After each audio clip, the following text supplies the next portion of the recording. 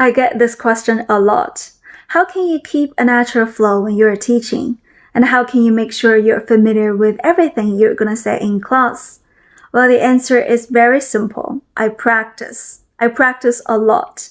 I practice before going to bed. I practice when I'm putting my makeup on. I practice when I'm driving to work.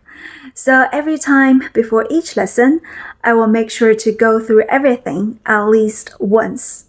But I know some of you may wonder, what if I don't have time to rehearse everything? Then which parts should I focus on in that case? So today in this video, I would like to share some of my ideas with you. There are 3 key things we should focus on or we should rehearse before each lesson, even though we're short on time. The first one is our instructions for each task.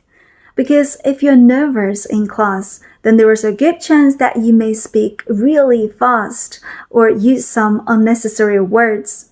But this is the part that students cannot afford to be confused about.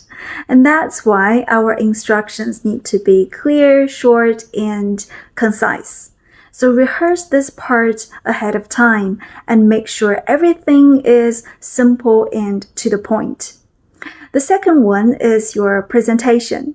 When teaching something like grammar, we often need to present the new grammar point to students, right? But please remember, this is not the most important thing in the whole lesson, because what's more important is giving students plenty of time to practice.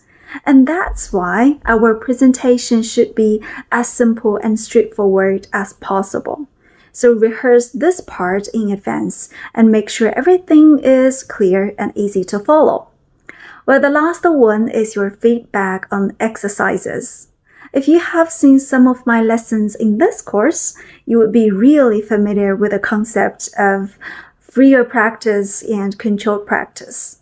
So when it comes to freer practice, it's a bit hard for us to prepare the feedback in advance because we don't know what the students are going to say.